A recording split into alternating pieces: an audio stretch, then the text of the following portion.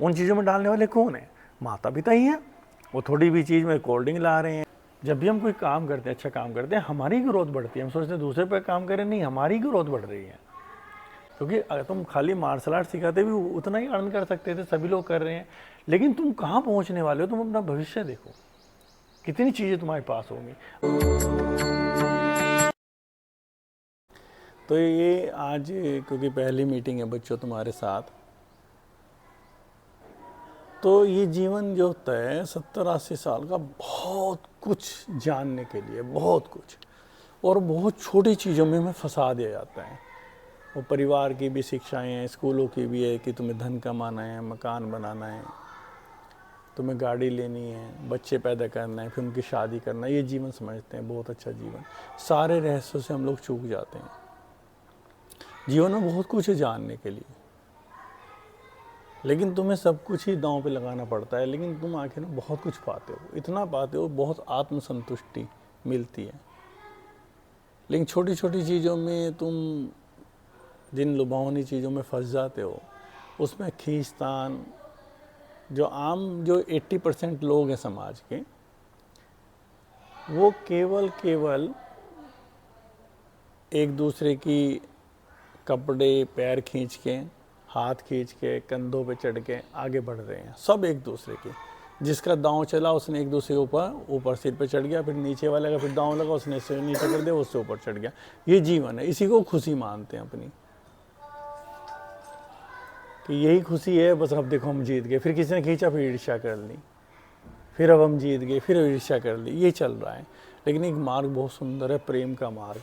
वो ये मार्ग है जब तुम अस्तित्व के साथ जुड़ते हो तो बहुत प्रेमपूर्ण तुम होते हो, लोगों की हिफाजत भी करते हो, ईश्वर सत्ता को तुम देखते हो आसपास होते हुए कि बहुत कुछ, कितना वो सहयोग कर रही है। तो आज ही कोई नया बैच हमारा तैयार हो रहा है बच्चों। ये कभी आप नहीं मालूम है, जब स्प्रिंग बैच में मैं सिखाता था तो मैंने बहुत चीज़ें तैयार करी और बहुत बच्चों पे काम किया। तो उसी का परिणाम है जो आप अपने सीनियर्स को देखते हो। तो आप किसी पे भी, जो पुराने बच्चे हैं उन पे कोई आप उंगली नहीं उठा सकते, उनके बैठने में, उनके बात करने में, उनके अनुभव में, क्योंकि उन पे बहुत काम हुआ है। तो बहुत चीज़ें तैयार की गई। फिर जीवन में उतार चढ़ाव आते हैं, सभी के आते हैं। वो उतार चढ़ाव में और गहरे लेके जाते हैं। हम सोचते हैं हम फेल हो गए। फेल कभी भी नहीं होता जीवन में, आदमी मृत्यु तक भी फेल नहीं होता। हम लोग सोचते हैं जो दुनिया के सामने सफलता होती है उसे सफलता सोचते हैं, लेकिन सफलता तो आंतरिक होती है। आज की तारीख में जितना भी है कि एक उजीमा तैयार हो, तो मेरे लिए तो आत्मसंतुष्टि यही है। मैंने कागजों पे वो सारी चीज़ें उतार दी। अब किसी काम आए ना आए, लेकिन मैं तो आत्मसंतुष्ट हूँ। मैंने वो सारा विज्ञान कागजों पे उतार दिया है। खैर समय क्योंकि सीमित है हमारे पास, तो अब ये आज की मीटिंग इसलिए, जो बेसिक टीचर ट्रेनिंग कोर्स किया था बच्चों, वो आप पे जिम्मेदारी डाली जा रही है। और ये पहले हुआ करता था, मैं एक वीडियो ग्रुप में डालूंगा पुरानी ढूंढ के, और कैसे काम होता था उसमें आप देखना। लेकिन बीच में सारे काम खत्म हो गए। तो अब ये आप लोगों ने मतलब ओजीमा स्कूल में सोहम ने, अगम्या ने और आपने ड्यूटी संभालनी, समय निकालने हैं। पहले निकालो या बाद में निकालो। यहाँ पे सहज मिष्टी ने संभालनी है, वहाँ पर ओजीमा किड्स में अमित ने, नव्या को समय मिले। क्योंकि योग मार्ग में कोई उम्र कम नहीं होती। ये तो आम संसार की मार्ग है, मेरा बेटा इतने साल का है, अभी से क्या है। योग मार्ग में तो जो जितना छोटा है ना, उतनी बड़ी वो चेतना रखता है। अभी ताज़ा ताज़ा शुद्ध होकर आया वो, जितना बड़ा होता चला जाता है उस पर उतनी लेयर चढ़ती चली जाती है।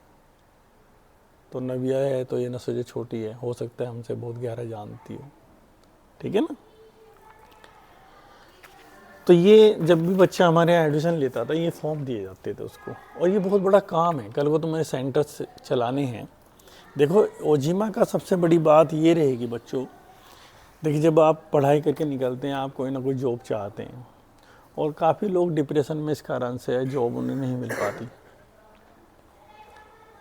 और उनकी एबिलिटी ज़्यादा होती है, कंपटीशन बहुत है, फिर डिप्रेशन में आते हैं। लेकिन ओजीमा तुम्हारे जीवन में सहयोग करेगा कि अच्छा है, तुम वो जो जॉब पाना चाहते पाएँ, या पहुंचना चाहते, जो आपकी यूनिकनेस है, लेकिन अगर आप कहीं भी नहीं पहुंचते तो जितना एक अधिकारी या एक कोई भी व्यक्ति अच्छी पोस्ट पे होता है, कमाता है, इतना इजीली ओजीमा आपको देगा। जो ओजीमा कंसेप्ट है, जो ओजीमा का कंसेप्ट है, वो कंसेप्ट ऐसा है, अब इसे बाहर नहीं निकाला गया इस कारण से अशुद्ध ना हो, और ये चीज़ें किसी को दी नहीं जाती। दूसरे लोग इनका दुरुपयोग कर सकते हैं, क्योंकि ये किसी ऐसी भावदशा में उतरी चीज़ें हैं। जैसे जैसे आप और कोर्स पढ़ोगे तो वो जनरल भावदशा नहीं, लेकिन किसी के भी हाथों में आए तो उसका दुरुपयोग कर सकता है, मतलब लोगों को लुभाने के लिए कर सकता है। लेकिन नियम ये है, जब तक व्यक्ति जो कर रहा है अगर उसके अंदर स्वयं परिवर्तन नहीं है, वो कभी जीवन में परिवर्तन नहीं ला सकता।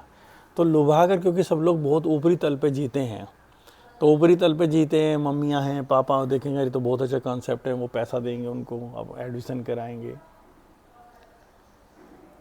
तो एडमिशन कराएंगे, पैसा कमाएंगे वो, लेकिन वहाँ परिवर्तन बिल्कुल नहीं आएगा। वो आगे चलेंगी चीज़ें, बहुत चीज़ें चल रही है समाज के अंदर। आप यूट्यूब पे इतने देखिए कितने लुभावनी चीज़ें चलती हैं, ये हो जाएगा, ये दवाई लो बिल्कुल ठीक हो जाओगे। तो इसमें फंसते भी है लोग, वही फंसते जो लोभ में है। लेकिन ईमानदारी से जब काम होता है उसी व्यक्ति से होता है जिसने खुद अपने अंदर काम किया होगा। इसलिए सारे प्रशिक्षकों पे जोर रहता है कि अगर तुम अपने अंदर काम नहीं करोगे ना तो रिजल्ट नहीं आएंगे। तो बच्चों, ये फॉर्म दिया जाता था, ये आपको अच्छी तरह समझ में आना चाहिए। ये अब अभिभावकों को दोबारा से दिया जाएगा, सब बच्चों को बटेगा, फिर ये भर के आएंगे। तो इनमें से हर सेंटर्स पे जो भी सीनियर्स हैं वो लेंगे। तो उनको आज मैं पढ़ा रहा हूँ। तो इसमें लिखा है, यह ओसीजन योगा मार्शल आर्ट द्वारा बच्चों के लिए चलाए गए व्यक्तित्व निखार कार्यक्रम का फॉर्म है, जिसमें बच्चे के विषय में सभी मूलभूत जानकारी के बाद संस्थान के सभी प्रशिक्षक विचार कर बच्चे के व्यक्तित्व का निखार करने का पूर्ण प्रयास करेंगे, जिसमें बच्चा मन व तन दोनों तलों पर मजबूत होगा। अतः आपसे निवेदन है कि बच्चे के विषय में फॉर्म में सही जानकारी भरें, किसी प्रकार की भी प्रशंसा देने व लेने के कारण गलत जानकारी ना दे। बड़े सोच समझ के एक शब्द को लिखा गया है। माँ बाप अपने बच्चों की प्रशंसा के, नहीं ये तो ऐसा है, अक्सर ऐसे होते हैं, वो बहुत ऊपरी जीवन है, उनको ऊपरी चीज़ें देखते हैं, लेकिन उन्हें ये नहीं पता होता कमियाँ कितनी गहरी हैं। तो इसलिए उन्हें पहले से कहा भाई आप सच लिखें, फिर हमें अपनी आंखों से देखना है सच लिखा है नहीं लिखा है। तो ये बहुत पहला फॉर्म है जो हमें घर घर तक पहुंचाना है, जो आज कुरीतियाँ, जो आज नुकसान हो रहे हैं। अब इसमें देखना है कि आप भी इसमें कहीं बंधे हुए हैं, तो आपने अपने जीवन में इनके परिवर्तन लाने हैं। तो इसमें पहला लिखा हमने, क्या आपका बच्चा स्वास्थ्यवर्धक भोजन करता है? तो टिक मार लिखा, हरी सब्जियाँ, काले चने, दूध, सलाद, जूस, मौसमी फल। अब इसमें गार्जियंस ये लिखेगा कि हरी सब्जियां खाता है नहीं, तो उसे बता जाएगा या तो कट कर दें उस पर आगे, या टिक मार्क कर दें। जब उन्हें फॉर्म दिया जाएगा या तो टिक मार्क कर दें या कट कर दें, ठीक है। तो वो लिखेगा हरी सब्जियां कट करेगा, काले चने कट करेगा, या यस लिखेगा। जो यस लिखा उनको पे हमें ध्यान नहीं देना है। जो कट करा, क्योंकि अधिकांश ये पूरी लाइन कट के आएगी, क्योंकि समाज में सब चीज़ें ख़त्म हो गई हैं। तो ये आपको पता होना चाहिए हरी सब्जियों के क्या लाभ है। तो आप उसे बताओगे बच्चों को, बेटा हरी सब्जियों के क्या लाभ है। तो अंकित बताओ इसमें हरी सब्जियों के थोड़ा सा बच्चों को। हरी सब्जियां मेनली हमें मिनरल्स, विटामिन्स, इस तरह की चीज़ें देती हैं, है ना। और बॉडी को जो भी नरिश करने का काम है वो हरी सब्जियां ही रखती हैं। कि जैसे हमारा जो भी स्किन है, आँखें हैं, बाल हैं, है ना, तो जो पूरी बॉडी का एक नरिशमेंट है वो हरी सब्जियां सबसे बेटर करती हैं। संभालना, इसकी सुंदरता को बनाए रखना, इसके स्वास्थ्य को बनाए रखना अंत तक। जिसे कहते हैं ना, जैसे जैसे हम बड़े होते हैं हमारे ऑर्गन्स की भी एज बड़ी होती है। और ऐसा नहीं कि अगर हम 30 साल के तो हमारे ऑर्गन्स की एज 30 ही हो। हमारे गलत खान पान की वजह से ऑर्गन्स का इतना गलत यूटिलाइज हो जाता है कि ऑर्गन्स की एज पता चला 50 साल की हो गई, ठीक है। मतलब साइंटिस्ट ऐसे नापते हैं ऑर्गन्स की एज को, ठीक है। पता है ऑर्गन्स की एज 50 साल है ना, गलत खान पान की वजह से। और हरी सब्जियां, सलाद, जितना हम ये खाएंगे ना उतना ही हमारे ऑर्गन्स की उम्र छोटी रहेगी। कि 30 में होते हुए मेरे ऑर्गन 15 की तरह काम कर सकते हैं, जैसे 15 साल की उम्र में काम करते हैं। तो बॉडी का जितना भी नरिशमेंट है, ऑर्गन्स हैं, इनके लिए हमारे हरी सब्जियां और सलाद, ये दोनों चीज़ सबसे बेटर है। ये आपको बच्चों को बताना है, ठीक है ना। एक आयरन का बहुत बड़ा स्रोत हरी सब्जियां हैं, और आयरन की कमी आजकल बहुत हो रही है। आजकल हीमोग्लोबिन किसी का 8, किसी का 7 आ रहा है। अगर आयरन आपके शरीर में हीमोग्लोबिन नहीं होगा तो आपको प्रॉपर ऑक्सीजन नहीं मिल पाएगी, आपका ब्रेन सही तरीके से काम नहीं करेगा। और ये हो रहा है, डिप्रेशन में जा रहे लोग, ब्रेन काम नहीं कर रहा, मेमोरी पावर बहुत कम उम्र में कम हो रही है। तो वहाँ हरी सब्जियाँ, आपको भी पता होना चाहिए कि ज़्यादा आप हरी सब्जियाँ खाएँ, ठीक है। तो ये सारी चीज़ें आपको बच्चों को बताना है।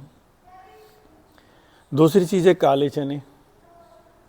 तो काले चने एक जो स्पोर्ट्समैन है, जो साधक है, उसका भोजन है, इस उम्र का बहुत अच्छा भोजन है, क्योंकि इस वक्त में बहुत एनर्जी की ज़रूरत होती है और इसके अंदर कार्बोहाइड्रेट्स होता है।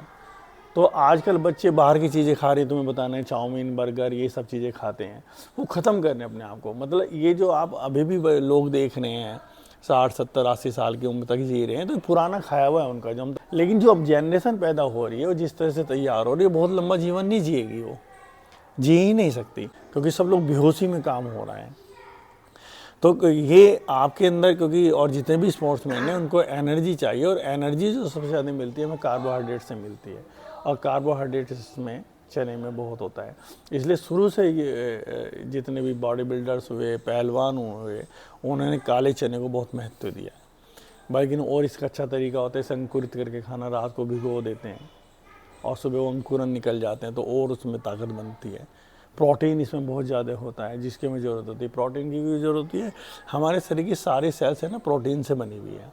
अगर कोई भी सेल्स हमारी टूट रही है या तैयार नहीं होगी, तो अगर प्रोटीन की कमी रहेगी तो आगे सेल्स डेवलप होनी बंद हो जाएंगी, मसल्स डेवलप होनी बंद हो जाएंगी, तो बहुत जल्दी व्यक्ति बूढ़ा लगने लगेगा। तो ये सारी चीज़ें। फिर तीसरी चीज़ है, बच्चों ने दूध छोड़ दिया है, और दूध एक ऐसा आहार है जो संपूर्ण आहार है। मतलब अगर हम अलग अलग चीज़ें लें, लेकिन दूध में संपूर्ण आहार होता है, सारी चीज़ें होती हैं। तो बच्चे दूध से इरिटेट होते हैं, लेकिन जब आप बच्चों को समझाओगे, दूध का महत्व समझाओगे, जब आप बच्चों को बताओगे कि एनर्जी आपको कैसे आप डेवलप करोगे, कैसे हम आगे टूर्नामेंट्स में फाइट करोगे, इतनी एनर्जी तो दूध से मिलेगी आपको। आपकी अभी ग्रोथिंग एज है, हाइट बढ़नी है आपकी, और दूध प्रॉपर लेंगे तो सारी चीज़ें एक जगह मिल गई ना आपको, ठीक है। और एक बड़ी आजकल समाज में जो आपको मैसेज देना है, वो अंकित बताएगा कि दूध के साथ अब जो चीज़ें हम लोग ले रहे हैं, मतलब ये आपको पता होना चाहिए, लेकिन आप स्टडी करने के बाद ही आगे गार्जियंस को भी कन्विंस करें कि जिन्हें हम हेल्दी फूड कह रहे हैं, समाज जो आ रहे हैं, तो वो हेल्दी फूड नहीं है। और पैकेज वाली चीज़ें गार्जियंस बिल्कुल भी बच्चों को ना दे, वो और भी डिस्ट्रॉय कर रही है बॉडी को। तो कुछ दूध के साथ जो मिक्स करके बता रहे हैं, तो अंकित अभी इसको बताएगा। मेनली एक सोच होती है कि किसी भी बहाने से दूध तो जाए बच्चे के अंदर, है ना, कि कॉफ़ी के माध्यम से हॉर्लिक्स, बॉर्नवीटा, कॉम्प्लान डाल के चलो बच्चा दूध तो ले रहा कम से कम, है ना, कि दूध तो अपना काम करेगा। पर ऐसा नहीं है। अगर हम उसमें कॉफ़ी मिलाते हैं कि चलो कोल्ड कॉफ़ी दे रहे हैं बच्चे को रोज़, सबसे पहली बात तो जो भी अमेरिकी की बड़ी बड़ी मेडिकल काउंसिल्स हैं, ठीक है, जो टॉप की गवर्नमेंट काउंसिल्स हैं, उनकी खुद की रिसर्च में उन्होंने कहा है कि 12-15 साल से कम के बच्चे को तो कॉफ़ी देनी ही नहीं चाहिए, ठीक है। वो उसके पूरे, तो एक तो कॉफ़ी और जितनी भी इन्हें माल्टी ड्रिंक्स बोलते हैं, जो भी एक बॉर्नवीटा, कॉम्प्लान, हॉर्लिक्स हो गया ना, इन्हें माल्टी ड्रिंक्स बोलते हैं, ठीक है, दूध में मिला के पी जाने वाली।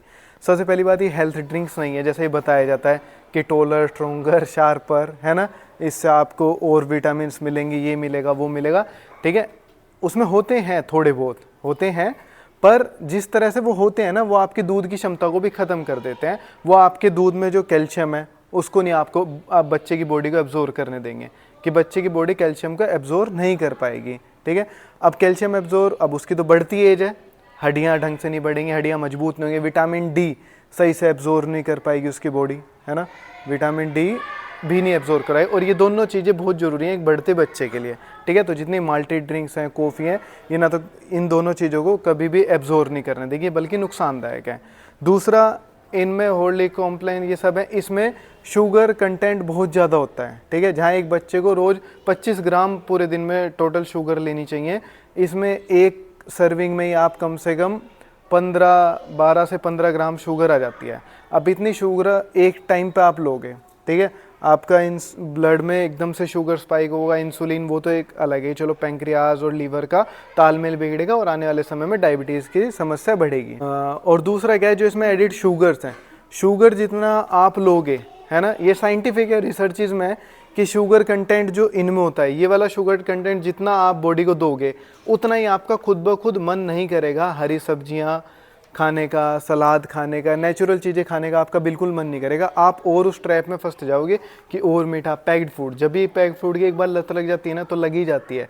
क्यों? क्योंकि आपकी बॉडी के शुगर एकदम स्पाइक हो रहा है, उससे अलग अलग हार्मोन्स आपके स्पाइक हो रहे हैं जो आपको मज़ा देते हैं।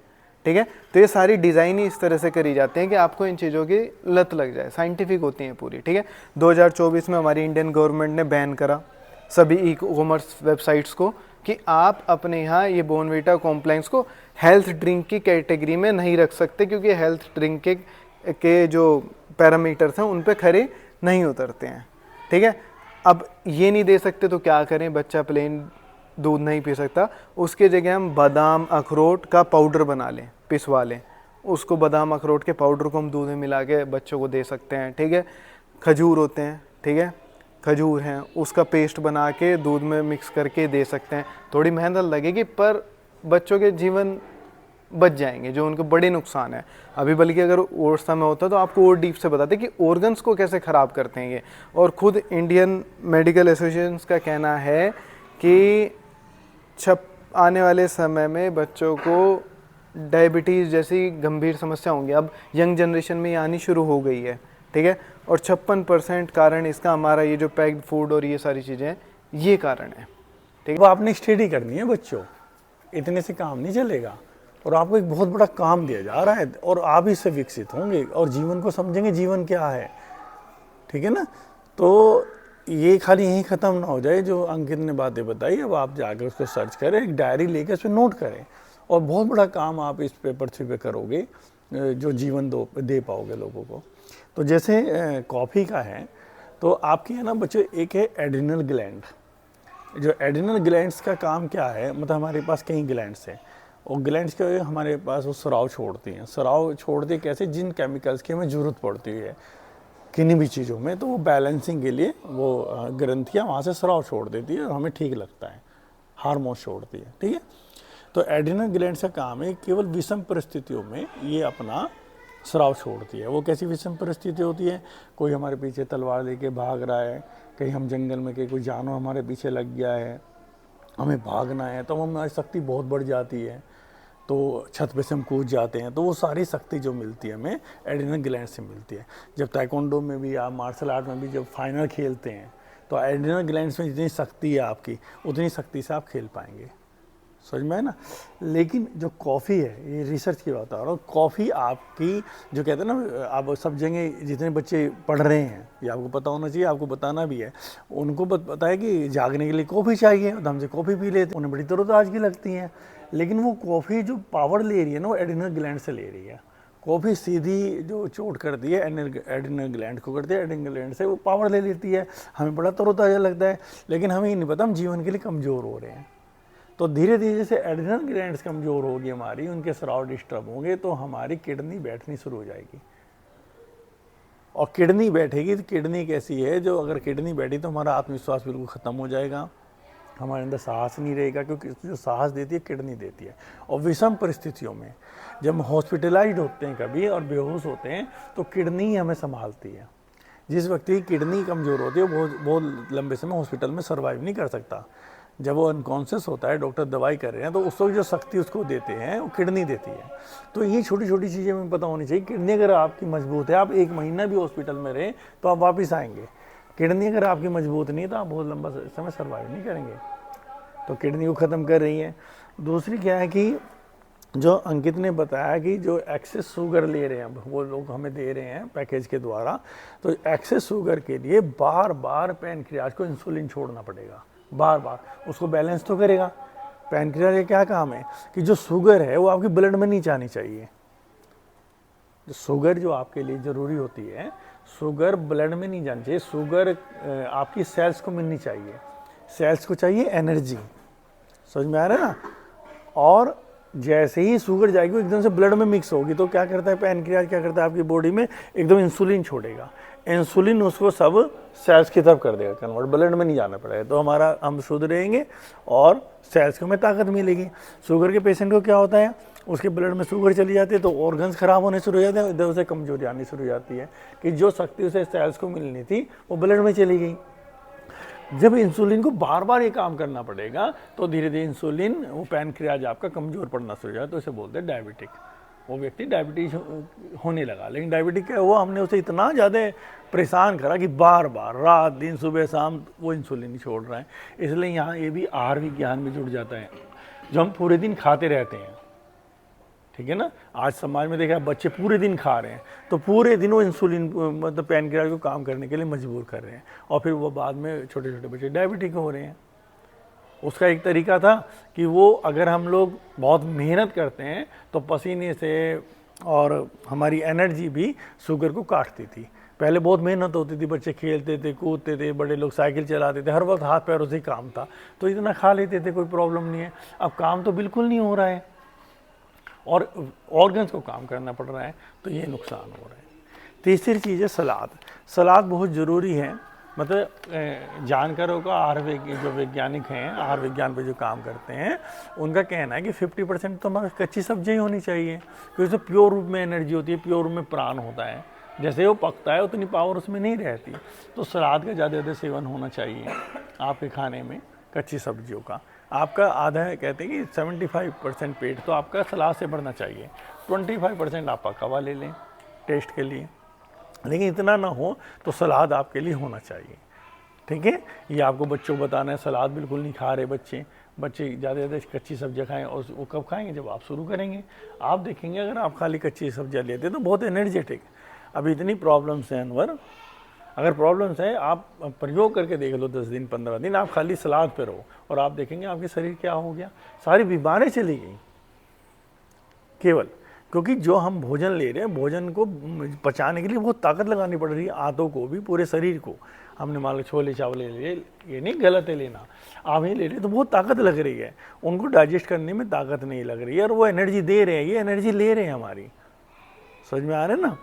तीसरा क्या, जूस, फलों का जूस। ये बच्चे आजकल कोल्ड ड्रिंक पर आ गए हैं, तो वो जूस से बिल्कुल टेस्ट खत्म हो गया, जूस में उन्हें टेस्ट नहीं आता है। तो ये आपको उनको बताना है कि जूस के कितने लाभ है, कि फल किस तरह से हम काम करते हैं, हल्के रहते हैं, एनर्जी ज़्यादा देते हैं, और जो कोल्ड ड्रिंक है वो एनर्जी हमसे लेगी, उसमें शुगर बहुत होती है, वो एनर्जी हमारी ही खींचेगी, तो हम बिल्कुल मौत की तरफ जा रहे हैं। फिर वही माता पिता चिल्लाते हैं मेरे बेटे के योग, ये आपको बच्चों बताना चाहिए। तो ये ऑप्शंस हैं, इसमें सारे ये पेपर आपके पास रहेंगे, आप घर जाकर समय मिलने पे इनकी स्टडी करो। फिर इसमें दूसरा इसमें प्रश्न था, या आपके बच्चे के भोजन की रुचि है कोल्ड ड्रिंक, बर्गर, चाउमीन, मांसाहार, शाकाहार, बाजारी खाने की वस्तुएं। तो ये मैंने वैसे बता ही दिया है। कोल्ड ड्रिंक है तो कोल्ड ड्रिंक को बताओ, आप देखो उसके जो उसमें कंटेंट है उसको पढ़ो, क्या है, सारा शरीर से एनर्जी लेने वाले जहर। तो ये नहीं कि आप मतलब थोड़ा बहुत कभी कभी हमारे शरीर में इतनी पावर है, जहर भी हम पे असर नहीं कर पाता, जहर भी खा लेते हैं लोग, तब भी बच जाते हैं ना। तो ऐसा नहीं कि आप एंटरटेनमेंट के लिए कभी घूमने जाए तो चीज़ें कर सकते हो, लेकिन ये चीज़ें आप इनसे बंध ही गए, आप इनके आदी हो गए, इसके लिए सचेत तुम्हें भी होना है, और तुम होंगे तो बच्चों को भी करोगे। आपके घर में कोल्ड ड्रिंक इसलिए तो आ जाए, कभी कभी चलो एंटरटेनमेंट कुछ आ गए, कोई ऐसे मेहमान हो कुछ और नहीं पी सकते आगे, लेकिन आप आदी हो रहे, आप कोल्ड ड्रिंक ही खरीद के ला रहे हैं, तो आप कहीं ना कहीं भटक गए, ठीक है। तो हर चीज़ से ये भी नहीं करना है, इरिटेट भी नहीं होना, डरना भी नहीं है, भाई हमारे यहाँ नहीं है, हमें रिजिड भी नहीं होना है। ओजिमा यहाँ से ही बचाता है, तुम्हें रिजिड होने से बचाता है, कि रिजिड नहीं होना है कि रिजिड हो गए हम किसी चीज़ के लिए, वो भी बड़ा गंदा जीवन होता है।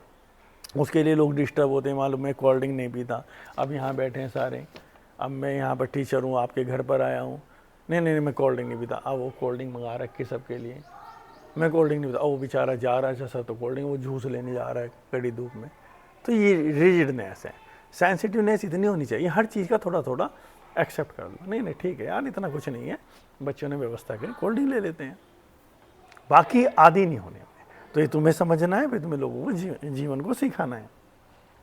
बर्गर, चाउमीन, इनमें कुछ भी नहीं है, कुछ भी नहीं। और जीभ को लत लग चुकी है, ख़त्म कर रहे हैं।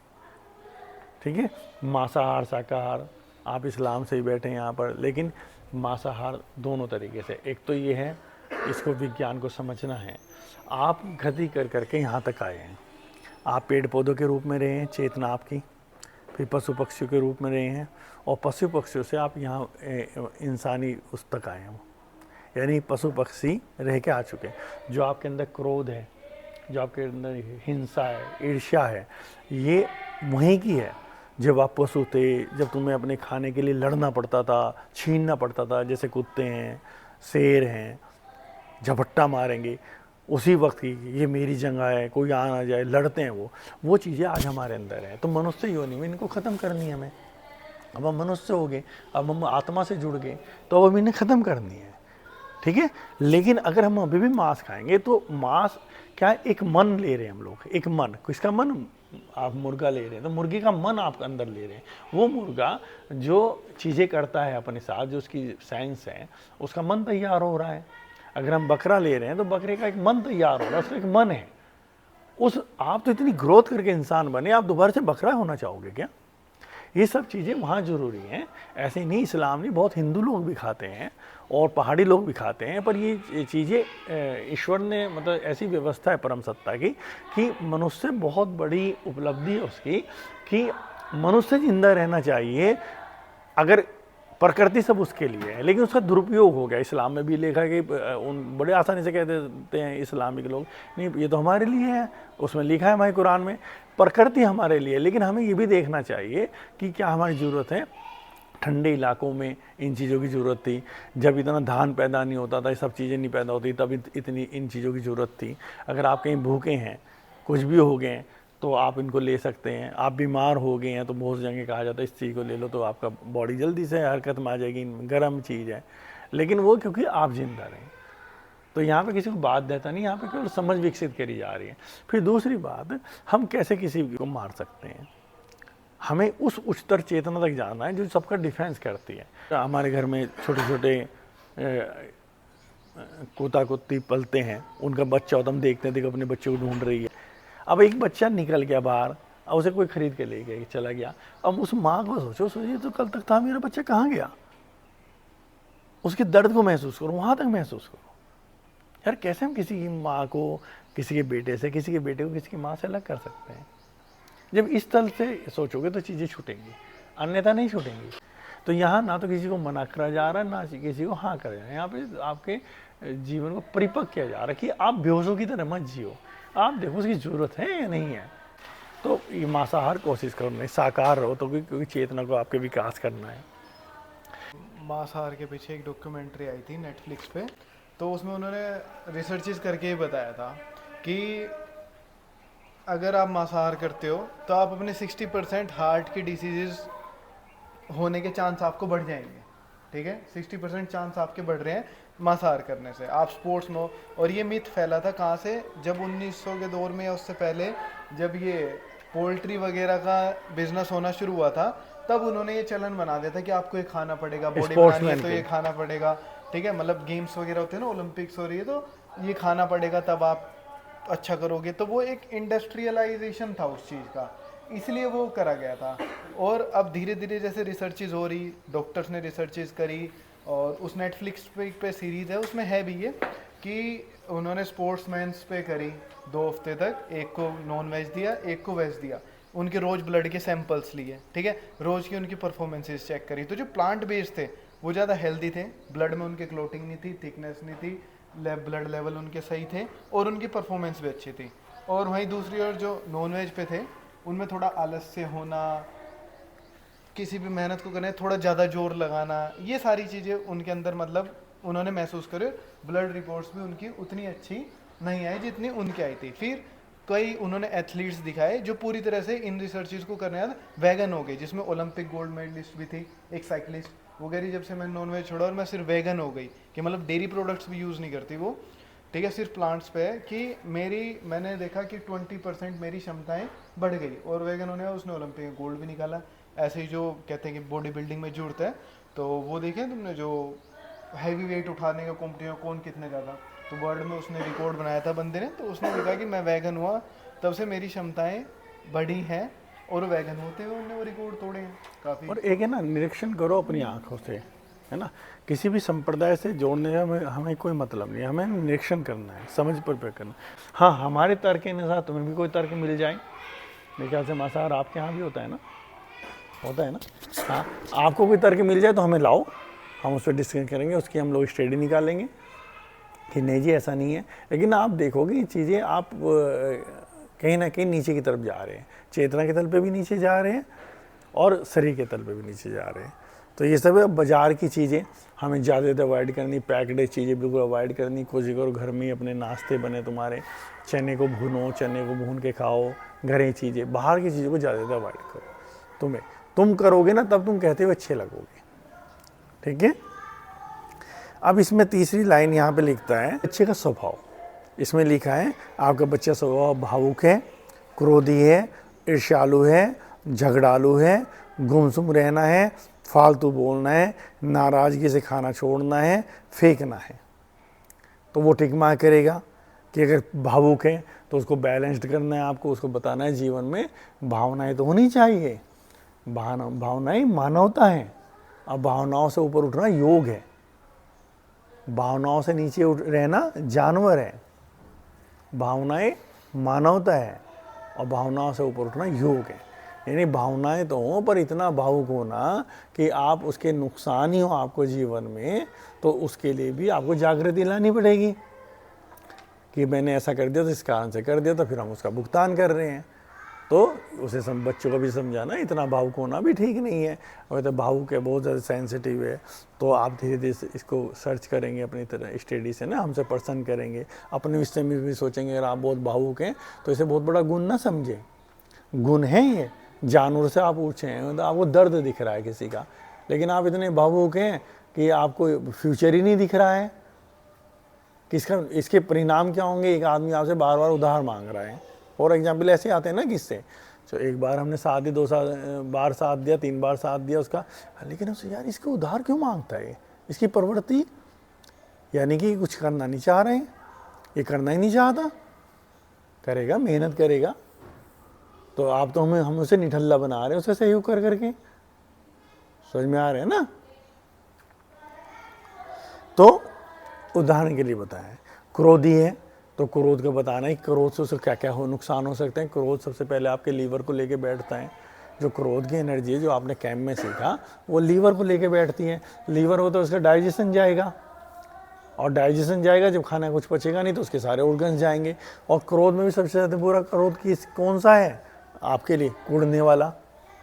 जो कुड़ने वाला क्रोध होता है ज़्यादा बुरा है। निकाल देने वाला क्रोध इतना बुरा नहीं, जो कुड़ने वाला हम कुछ कह नहीं पा रहे, इरिटेट हो रहे, वो लीवर को लेकर बैठता है आपके। तो बच्चे को क्रोध करने के इतने नुकसान है, बच्चों को समझाना क्रोध क्यों आता है हमें। क्रोध हमें क्यों आता है? जब हमारे अकॉर्डिंग कोई चीज़ नहीं होती तो हमें समझाना है, तुम्हें भी इसे समझना है। सब चीज़ हमारे अकॉर्डिंग नहीं हो सकती। यहाँ इतने लोग बैठे हैं तो सबकी अपनी समझ है। मैं उतनी बातें तो करूँगा आपसे जो जिम्मा के दायरे में होगा, बाकी कोई क्या कर रहा है तो उससे मुझे कोई नहीं, उसका अपना जीवन है। तो अगर मैं बिल्कुल चाहूँगा ऐसे तो मैं कूड़ने लगूँगा और मेरा कूड़ने मुझे नुकसान होंगे, क्योंकि कल को आप माता पिता बनेंगे तो बहुत चीज़ों में आपका इंटरफेयर रहेगा तो आपको नुकसान होगा। तो मेरे अकॉर्डिंग नहीं तो परिवार में बच्चों से सबसे बातचीत करो।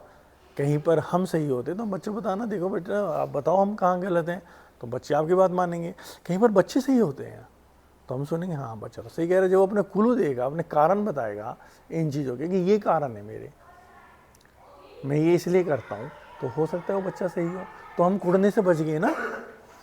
तो यही जब आप अपने पे अप्लाई करेंगे, एक तो आपका जीवन आगे का बहुत अच्छा होगा जब आपकी मैरिड लाइफ होगी, नहीं तो बहुत ज़्यादा खींचतान है परिवारों में। और दूसरा आप और बच्चों को भी शिक्षा दोगे। तीसरा क्या है? झगड़ालू, ईर्ष्यालु है। ईर्ष्या का जन्म कहाँ से होता है? नंबर 1 आने से। आज हमारे सारे परिवार सबको नंबर 1 आना सिखाना चाह रहे हैं, तुम्हें नंबर 1 आना है। जब आप नंबर 1 नहीं आएंगे, नंबर 2 आएंगे तो आपकी ईर्ष्या होगी नंबर 1 से। ईर्ष्या होगी तो वो आपके लीवर और गॉल ब्लैडर को लेके बैठेगी, अगर ईर्ष्या रही आपके शरीर में। तो ईर्ष्या से बचाना है। नंबर 1 की कभी सोचनी ही नहीं है। नंबर 1 तो सबसे बड़ा जहर है।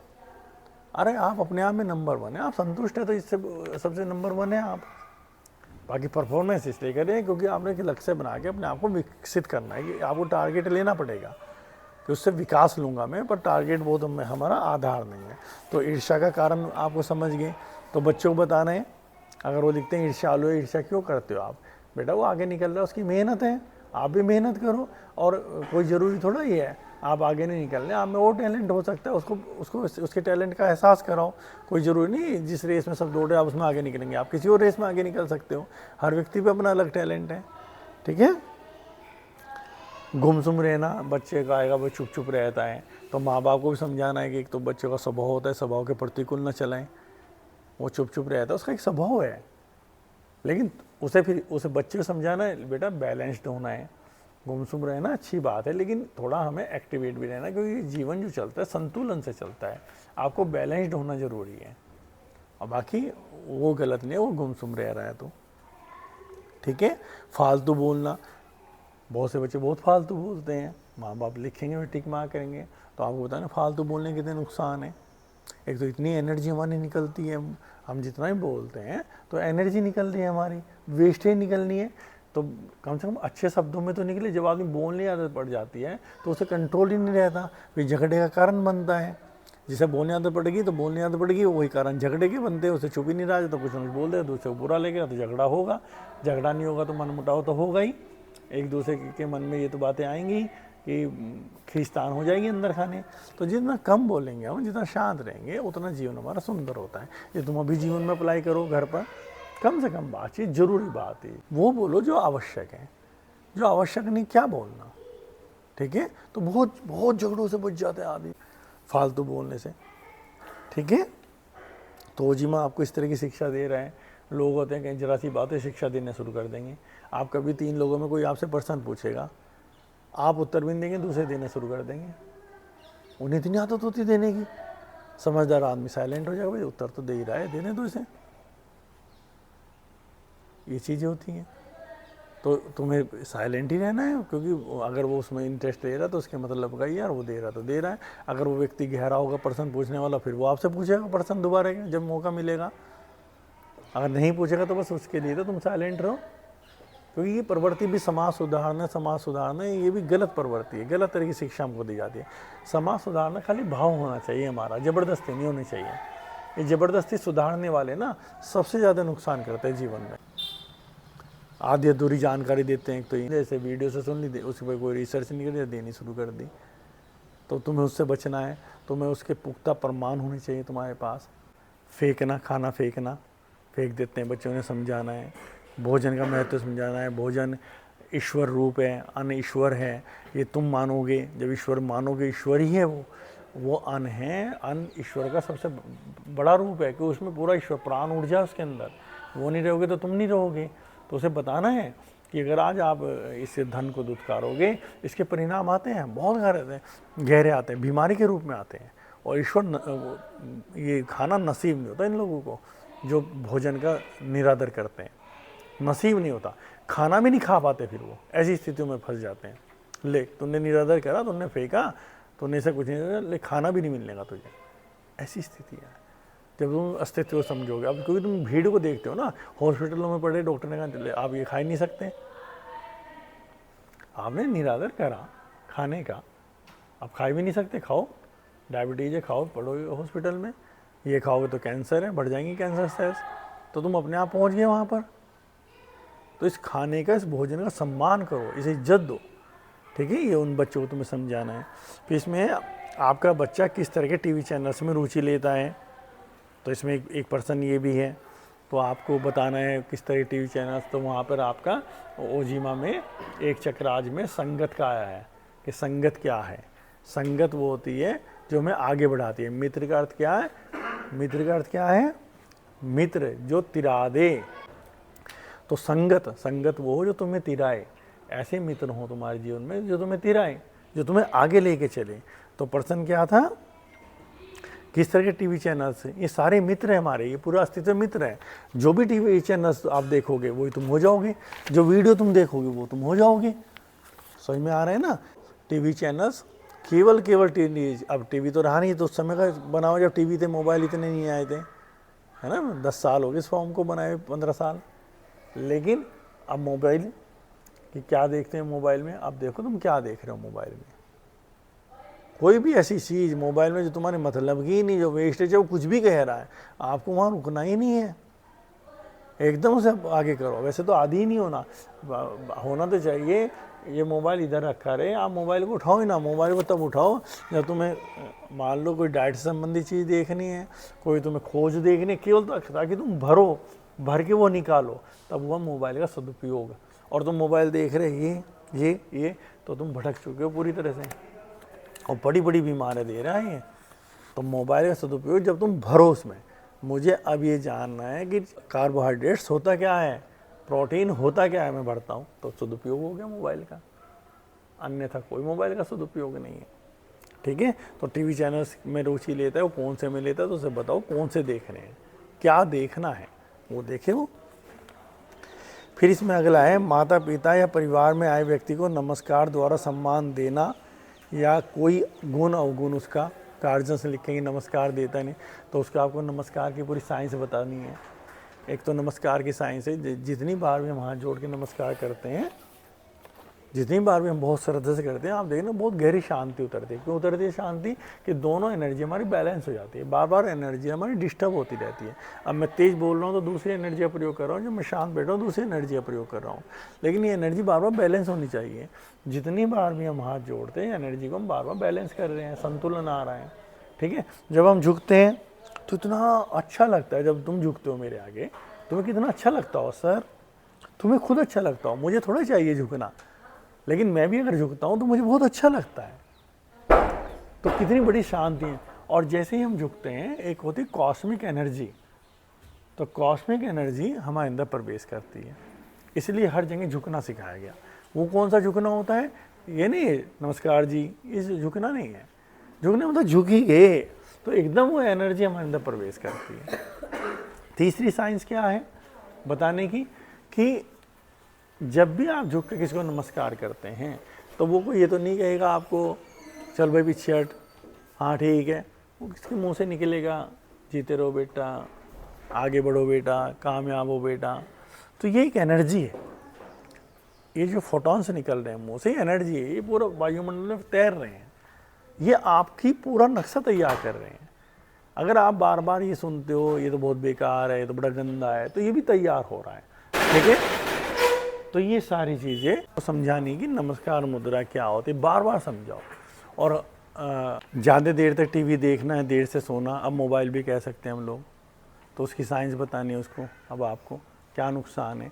और पहले से तो हर ओजिमा का साधक ध्यान करके सोएगा, जब वो ध्यान में जाएगा रात में तो उसके मोबाइल छूट जाएंगे, टीवी छूट जाएगा। तो ये आपने, लेकिन कब कह पाओगे आप ध्यान में? जब आप खुद ध्यान करते होंगे। शरीर में कोई विशेष रोग वो लिख के भेजेंगे, उस रोग की आप स्टडी करो, फिर हमसे कोशिश करो, हमसे बातचीत करो, तुम्हारी नॉलेज बढ़ेगी। ये रोग है। बच्चे की संगत के बारे में लिखेंगे, इसकी संगत कैसी है, संगत क्या है बताना। संगत बोलते हैं साथ रहना। संगत क्या होनी चाहिए? जो बच्चे हमेशा तुम्हारे लिए भी, हमारी संगत कौन सी होनी चाहिए? जो हम कर रहे हैं। आपके दो ही मित्र होने चाहिए, ये तो मार्शल आर्ट वाले, योगा वाले, या आप जो पढ़ाई कर रहे हो। तीसरे तो आपकी एनर्जी को खींचेंगे। ये बहुत बड़ा जरूरी है कामयाब होने के लिए। हम हर आदमी से प्रभावित हो जाते हैं, हर एक को दोस्त बना लेते हैं, बहुत एनर्जी खींचते हैं लोग। आपका केवल मित्र वो जो आप कर रहे हैं, और कोशिश तो करो वो तुमसे ऊंचा हो, कोशिश से करो ऊंचे से, वो आपको बार बार आएगा, प्रेरणा देके जाएगा। जब एक ध्यान ही तुम्हारे साथ है, एक अच्छा योगी तुमसे मिलेगा, ये कितना अच्छा योग करता है, मैं तो इतना नहीं करता। पढ़ने वाला होगा वो मिलेगा, ये देखो इसने कितने कोर्स कर लिया, मैंने तो नहीं करा।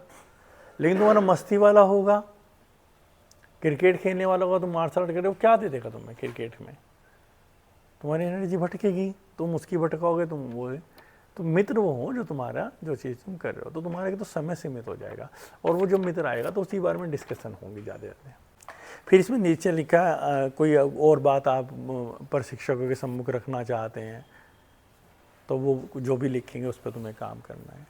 तो ये ओजिमा को इतना हल्का लेके न चलो, लेकिन अगर तुम करोगे, जैसे मैंने तुम्हें शुरू में वीडियो सुनाई आचार्य चाणक्य की, कि नियति तो ये चाहती बहुत कुछ पाना है, नियति तो यही चाहती है जो है बहुत कुछ पाना है इस 70-80 साल में, लेकिन बहुत कुछ चुकाना भी पड़ता है।